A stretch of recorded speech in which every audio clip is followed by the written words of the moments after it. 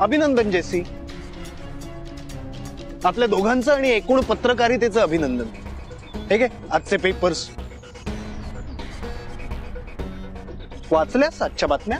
Sir तुला काय वाटतं जेसी, एका फॅक्टरीमध्ये काम करणारा एक साधा कामगार, आणि साध्या सुध्या फॅक्टरीमध्ये नाही, द ग्रेट सरपोतदारांच्या फॅक्टरीमध्ये काम करणारा एक छोटासा कामगार, तो तिकडली सगळी नवीन मशिनरी रिप्लेस करतो, जुनी मशिनरी इन्स्टॉल करतो, त्यासाठी लागणाऱ्या सगळ्या परमिशन्स, लॉजिस्टिक्स, त्यात इन्व्हॉल्व्ड असणाऱ्या सगळ्या कंपन्या यांच्याशी सगळा तो एक हाती डील करतो.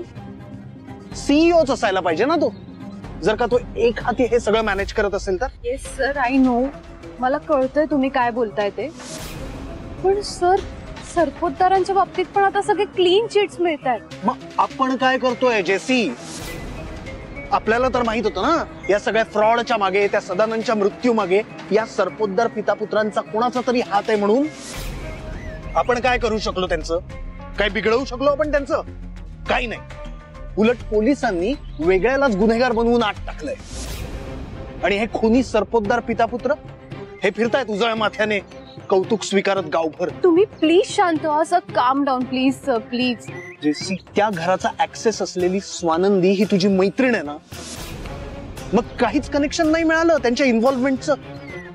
तुला मी मणीचा बाईट आणायला सांगितला होता, तो बाईट मिळाला असता ना तर आज हा सरपोतदार फ्रंट पेजवर असता, आणि तो सुद्धा असा हसत नाही, जेलमध्ये बसलेला दिसला असता.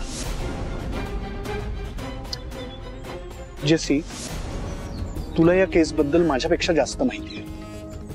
तू गेले अनेक दिवस इन्व्हेस्टिगेट करतेस. मला एक सांग, तुला काय वाटतं कोण असेल या सगळ्याच्या मागे? काय करू? सांगू का सरांना की ह्या मागे तो नालायक सुजितच आहे म्हणून? जेसी, सांग ना, या सगळ्याच्या मागे कोण असेल? सर मी पण आता काही कन्फर्म सांगू शकत नाहीये, कारण की मला असं वाटतं की सरपोतदारांच्याच फॅमिली मधलं कोणीतरी असेल.